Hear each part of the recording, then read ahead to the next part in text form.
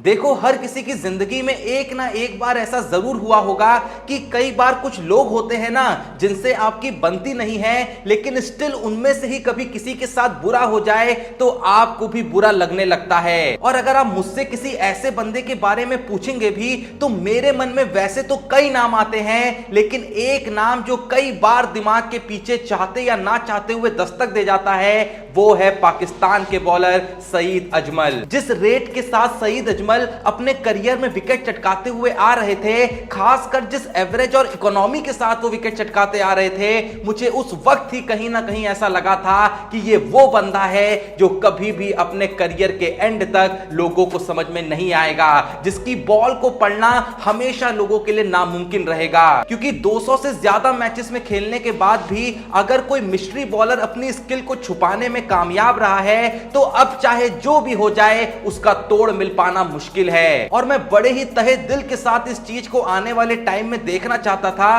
कि क्या सच में अजमल इसी रेट से अपने करियर को अंत तक ले जा पाएंगे। लेकिन बॉलिंग एक्शन के बैन ने एक पल के अंदर अजमल के करियर पे ब्रेक लगा दिया। खैर, अजमल के साथ असल में पूरी घटना क्या घटी थी ये मैं किसी और वीडियो में बताऊंगा, पर अजमल की मैं एक बात पे तो इज्जत करता हूं बॉस। मुझे नहीं पता वो असल में इंडिया के बारे में क्या सोचता है और मैं जानना भी नहीं चाहता, लेकिन दो बार अजमल ने कुछ ऐसा बोला कि उस बात के लिए मैं उसे दाद जरूर दूंगा। तुम सोच रहे होगे कि भाई उसने इंडिया के लिए ऐसा भी क्या कर दिया, तो सब्र रखो, वो भी बताता हूं। मैं एक बात अक्सर कहता हूं ना कि हाल ही में कुछ दिग्गज क्रिकेटर जो ये मार्केट में शो कर रहे थे कि उन्हें कोहली के फॉर्म की फिक्र है, असल में कोहली के फॉर्म में आते ही उन्होंने कैसे ये कहना शुरू कर दिया था कि इंडिया ने कोहली को बिना सेंचुरी के इतने टाइम तक टीम में रखा ही क्यों। और देखो, पब्लिकली कहीं पे खुले में कुछ बोलने में और अपने लोगों के बीच अपने बंदे को बुरा बोल दूसरे की तारीफ करने में फर्क होता है, वो भी उस दूसरे की जिसकी तारीफ सुनना असल में वो लोग नहीं चाहते। मुझे याद है जब पिछले ही साल एक इंटरव्यू के दौरान सईद अजमल से सवाल करा गया था कि आपको क्या लगता है कि क्या बाबर आजम इस समय वर्ल्ड के बेस्ट क्रिकेटर हैं, तो गौर करना ये जो सवाल पूछा गया था ना, इस सवाल में बाबर आजम के सिवा और किसी भी क्रिकेटर के नाम का जिक्र नहीं था। लेकिन उसके बावजूद भी अजमल ने इस सवाल का जवाब देते हुए उस पाकिस्तानी इंटरव्यूअर के सामने अपने जवाब को यह कह के शुरू किया कि मेरा मानना है विराट कोहली और बाबर आजम दुनिया के सबसे टॉप क्रिकेटर में से एक हैं। जहां Kohli greatest of all time है तो बाबर आजम अभी उस कोशिश में है कि वो वैसे बन सकें। अब शायद तुम लोग को लग सकता है कि यार इसमें कौन सी बड़ी बात कह दी, तो देखो बड़ी बात नहीं कही है, लेकिन ये बात जहां पे बोली गई, जिस सवाल का जवाब देते हुए बोली गई, जिगरा चाहिए बॉस, बहुत बड़ा जिगरा चाहिए। ऐसे सवाल असल में अपने आप ही एक फिक्स जवाब के साथ आते हैं। मतलब कि जब इंटरव्यूअर ये पूछे ना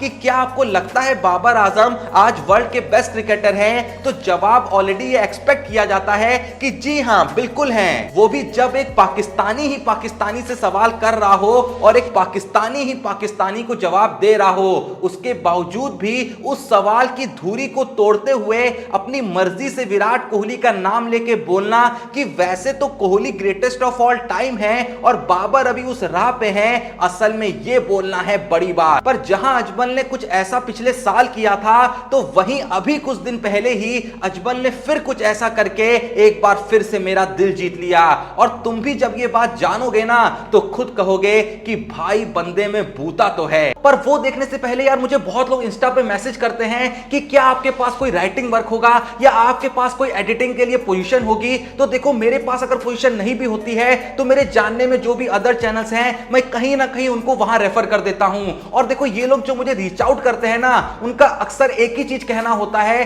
कि सर हमारे पास स्किल तो है, पर भले ही हमने कहीं बहुत जगह काम नहीं करा है, लेकिन हमारे पास टैलेंट है, स्किल है और वो हम आपको दिखा सकते हैं। मुझे भी मतलब बस उसी चीज से होता है, इसलिए मैं बस यही कहता हूं कि मुझे नहीं देखना कि आपने कहां काम किया है, मुझे आप बस ये बता दो, मुझे बस अपना एक सैंपल दिखा दो, और अगर वो मुझे सैंपल आपका काम पसंद आया, आपकी स्किल पसंद आई, तो भैया मैं आपको कुछ ना कुछ जरूर दिलवा दूंगा। और कहीं ना कहीं सेम चीज ना आज रीलेवल कर रहा है। रीलेवल आपसे बस कह रहा है कि अगर आपके पास स्किल है तो हमारा एक टेस्ट है, उसमें बस आप 50% स्कोर कर दो। अगर आपने 50% ला दिए तो आपको आपकी ड्रीम जॉब दिलवाने की जो जिम्मेदारी है वो खुद रीलेवल ले लेगा। और सेम टाइम पे रीलेवल ये भी कहता है कि अगर आपके पास कोई स्किल है लेकिन आपको लगता है कि वो बहुत परफेक्ट नहीं है या फिर उसमें आप इतने काबिल नहीं हैं कि आप असल में उस टेस्ट को क्रैक कर पाएं या फिर आप इंडस्ट्री के अंदर घुस पाएं, लेकिन आपको उसमें इंटरेस्ट है, तो रीलेवल कहता है कि हम आपको खुद तैयार कराएंगे अपने कोर्सेज के थ्रू जब तक आप वो टेस्ट क्रैक ना कर ले। और एक बार जैसी मैंने कहा कि आप 50% उसमें ला देंगे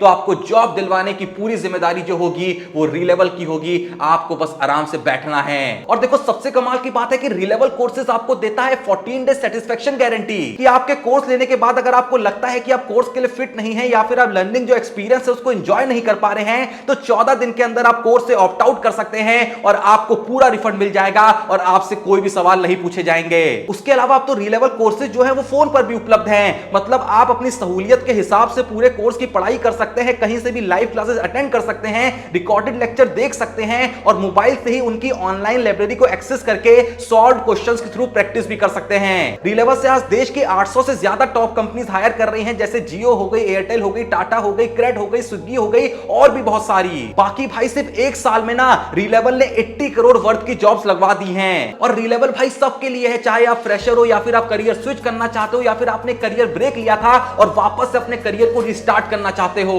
बस जैसा मैंने कहा कि आपको एक काम करना है, डिस्क्रिप्शन और पिन कमेंट में लिंक मौजूद है रीलेवल का, वहां पे जाके साइन अप करना है, टेस्ट को अटेम्प्ट करना है। टेस्ट को आप कितनी बार भी दे सकते हो, इसकी कोई लिमिट नहीं है और फ्री में दे सकते हो जितनी बार चाहो, इसकी भी कोई लिमिट नहीं है। और सेम टाइम पे जैसा मैंने कहा कोई भी दिक्कत आए तो आप इनके कोर्सेज को भी चेकआउट कर सकते हो। कोई भी भैया फाउंडेशन नहीं है किसी भी चीज की, लिंक डिस्क्रिप्शन में मौजूद है। एक बार जाके साइन अप करके जरूर चेकआउट करो, क्योंकि जैसा कि मैं हर बार कहता हूं कि जो एक साइन अप है ना, शायद आपकी पूरी लाइफ बदल देगा, शायद आपका पूरा करियर बदल देगा। तो वापस चलें अपनी स्टोरी पे। तो जैसा कि आपको पता है कि इस समय कुछ दिन पहले तक इंडिया और पाकिस्तान दोनों ही अपनी अपनी सीरीज खेल रही थी और वहीं पाकिस्तान की आवाम उसकी वर्ल्ड कप के लिए करी गई टीम सिलेक्शन से नाखुश भी है। पहले के खेले गए मैचेस की बात कर लें या हाल ही में हुए मैचेस की बात कर लें, पाकिस्तान टीम की एक खामी हमेशा उभर के सामने आती रही है कि अगर इनके ओपनर्स आउट तो समझ लो कि नीचे की पूरी टीम खत्म। क्योंकि हर मौके पे ऐसा देखा भी गया है, जहां रिजवान और बाबर का विकेट जल्दी गिर जाता है,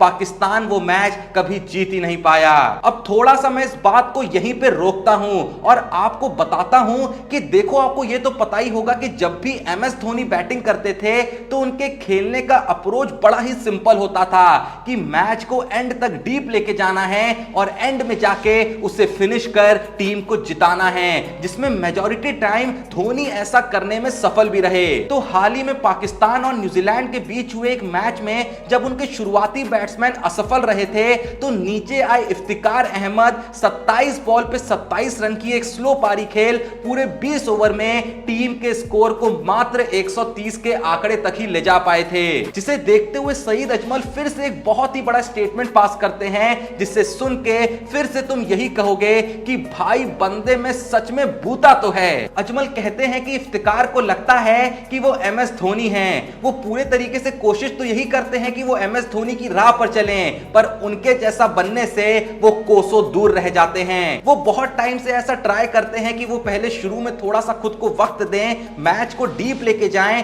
और एंड में जाके बॉलर्स पे अटैक करें, लेकिन हो उल्टा ये रहा है कि वो शुरू में वक्त भी धोनी से कहीं ज्यादा लेते हैं और जहां धोनी एंड में सब बराबर कर देते थे तो वहीं इफ्तिकार जैसी हिटिंग करने का सोचते हैं तो अपना विकेट देके आ जाते हैं। अजमल आगे कहते हैं कि पहले तो इफ्तिकार को यह समझना होगा कि वो धोनी नहीं है तो वो धोनी बनने की कोशिश करें भी ना। जब उनमें यह क्षमता नहीं है कि वो एंड में अपनी मर्जी से मैच को चला सकते हैं या उसे फिनिश कर सकते हैं तो उन्हें शुरू में टाइम भी नहीं लेना चाहिए। अजमल यहां तक कहते हैं कि धोनी जब खेलते थे तो उन्हें पता होता था कि वो क्या कर रहे हैं, उनके दिमाग में ऑलरेडी सारी जो मैथ्स होती थी वो चल रही होती थी कि आगे क्या होना है और कैसे होना है। उनके दिमाग में पहले से ही लास्ट ओवर तक के प्लान बने हुए होते थे, लेकिन इफ्तिकार उनके जैसे खेलने की कोशिश तो करते हैं पर उनके पास धोनी जैसे प्लान्स तैयार नहीं होते। देखो, मैं फिर से यही कहूंगा कि हो सकता है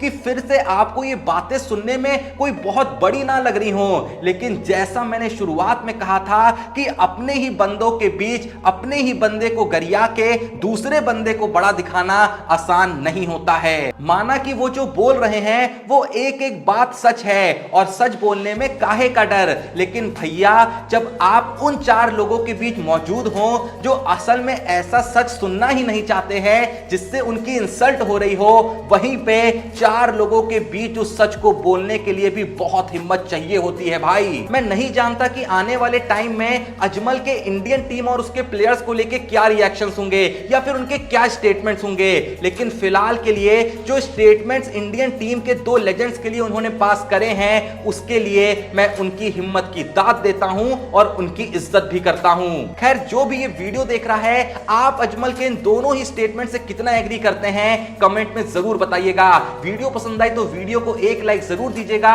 डिस्क्रिप्शन और पिन कमेंट में दिए हुए लिंक से री-लेवल के टेस्ट को और री-लेवल के कोर्सेज को चेकआउट करना मत भूलिएगा। याद से साइन अप कर लीजिएगा, क्योंकि जैसा मैं हर बार कहता हूं कि ये जो एक साइन अप है ये शायद आपकी पूरी लाइफ बदल सकता है। अगर अभी तक आपने हमारे Insta page Cricbaazi with Joshi को चेकआउट नहीं करा है तो प्लीज जो भी ये वीडियो देख रहा है एक बार जाके हमारे इंस्टा पेज को जरूर चेकआउट करें, जिसका लिंक आपको डिस्क्रिप्शन में मिल जाएगा। कोई भी मन में सवाल है सीधे जाके डीएम कर दें, जो सवाल हम अपने दूसरे चैनल क्रिकबाजी विद जोशी में आपके नाम को शाउट आउट दे फीचर करेंगे। एंड अगर अभी तक आपने इस चैनल को सब्सक्राइब नहीं करा है तो प्लीज जो भी ये वीडियो देख रहा है थोड़ा सपोर्ट करने के चैनल को सब्सक्राइब करें। बाकी मिलते हैं नेक्स्ट वीडियो में, तब तक के लिए जय हिंद, धन्यवाद।